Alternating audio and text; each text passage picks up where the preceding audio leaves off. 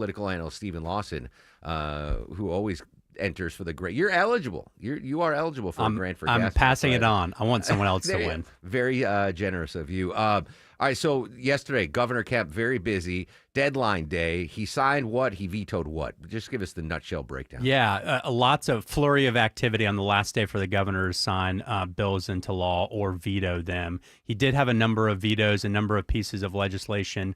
Some of them weren't huge, but his big, I think, vetoes were around the budget. He vetoed around $300 million of spending in the budget. Was that expected? It was somewhat expected. Okay. We knew coming in that he was going to take a hard line. Obviously, this is Governor Kemp's last budget, and so we knew that he was going to look at it very closely. I think he's had the long-term fiscal health of the state on his mind from day one. I think you saw that yesterday in his last budget. So he vetoed around $300 million of projects and spending. But the good news is he signed into law 2 major tax bills that are going to deliver relief to families. The first one is on income tax cuts. So that is going to immediately take our state income tax to 4.99%. Okay. Yeah, and then with a gradual phase down, Mark, of 3.99% over the next few years. Is that set in stone, or could the next governor be like, no, or the next legislator?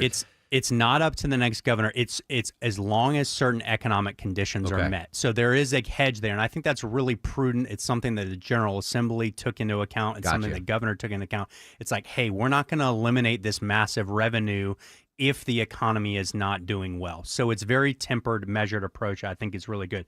It's also going to take your standard deduction on your state income taxes. If you're a joint filer, that's going to go from $24,000 to $30,000. Heard. Yeah. If you're a single filer, it's going to go from $12,000 to $15,000. Okay. So huge boost there. And then on the property tax front, a really big bill. It's going to allow local governments to create an LHOST, a local sales tax, that they can use to defray property taxes. So if you own a home, good news there, depending on where you live. That's right. Yeah. It's going to give the option to the county, and it's also going to make it mandatory for counties to have the homestead exemption. So it's going to make that cap on assessed values rising. It's going to make that mandatory. So if your property value is increasing by 10%, your assessed value can't follow that. There's going to be a cap on local government's ability to do that. With the homestead? Yes. Or in general? Yes, with the homestead. With the homestead. Okay. Yeah. Just circling back. So the $300 million that was vetoed, is that it, or is there a chance to go back and or is that just off the table now, whatever $300 million that was for, or is there a chance it can get? Great question. There is some talk. We've talked on the show, Mark, about there's a lot of things still on the table in terms of this election bill we've talked about, a potential special session. We've got this conversation around redistricting going on right now. Does the governor put that on the call to redraw the maps for 2028, given the special session that we think is coming around this election fix that is needed? And is there any appetite in the General Assembly to override some of these vetoes that the governor has made? Gotcha. Obviously, they need a big majority to be able to scale those back, but that could be something they look at in a potential special session. Interesting. Stephen Lawson joining us live in studio. I've been loving the weather. And especially since I haven't had to crank the AC yet, I know those days are coming. Georgia Power customers could see lower bills this summer under a new proposal. Yeah, the PSC, the Public Service Commission, which regulates Georgia Power and our utilities, just signed off yesterday on a plan for $285 million to go back to Georgia Power customers, which equates to about $50 a year on their bills. Obviously, we know Georgia Power and the PSC recently froze rates through 2028. Now they're giving money back. I think this is Mark, they are listening to their customers. I think they're seeing these rising costs, and there's not a lot of it. We've seen across the country rising inflation, rising utility rates. There aren't a lot of other utility companies across the country actually lowering rates and putting money back into the pockets. So that's something that I think is really good, and I think they're seeing the writing on the wall with the customers. Political analyst Stephen Lawson live in studio here on the Mark Arum Show, as he is every Wednesday. I'm going to, by the way, Stephen was showing off his new kicks. I'm going to post them on my Instagram story. Vinny and I are both very jealous about the shoes, the sneaks that you just purchased, and you're going to wear them to the, yeah, Vinny loved them. The baby Braves blue. Yeah, but I just wanted to put that in as a segue here. I don't have to tell you, Stephen, it is a midterm election season. President Trump yesterday, before he boarded Marine One to go to Air Force One to go to Beijing, and this is one of the things I love about President Trump, he takes so many questions. He'll do more questions yesterday than Biden did in a whole month in his presidency. But when you take that many questions, sometimes you say stuff that can come back to bite you.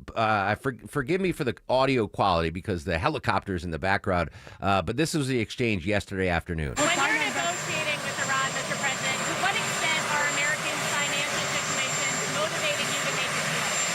Not even a little bit. The only thing that matters when I'm talking about Iran, they can't have a nuclear weapon. I don't think about Americans' financial situation. I don't think about anybody. I think about one thing. You cannot let Iran have a nuclear weapon. That's all. That's the only thing. He was asked the question again. Like, the reporters gave him another chance, like, all right, give a better answer. And he doubled down. He says he does not think about Americans' economic situation, not a bit, in relation to the Iran war. We haven't seen his proxies come out and kind of clean it up yet. I would imagine if you're a Republican running for Congress anywhere in the country, that is not what you want to hear right now. No, and look, I think we've talked about this war on the show, Mark, and the political ramifications of it. I think the president's answer should have been, this is a both-and situation. We are going to deal with this threat, this nuclear threat in Iran. We are dealing with that. But we are also sensitive to the economic realities and the burden that this is putting on families with rising energy crisis. We are working around the clock to do that. I think that was a missed opportunity for him to create that nuance there. I've been of the belief that, and we've talked about it on the show, the longer this war drags out and goes on, I do think it's going to have a significant impact politically.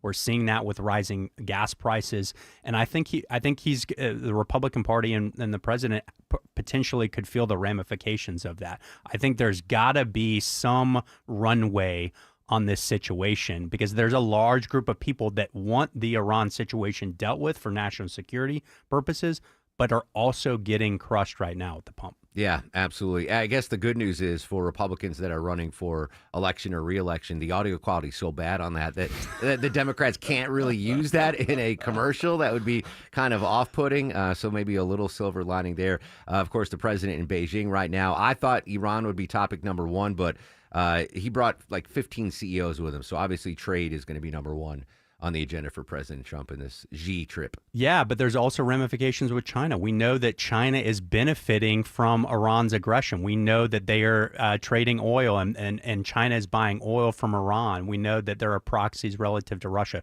So this is a much larger position, and I think the longer this drags on, it also benefits China and Russia as well. Dentons.com for all things Stephen Lawson. Great insight as always, my friend. And go Braves. Go Braves. Yeah, I'm going to try those sneakers on in a second. Congratulations.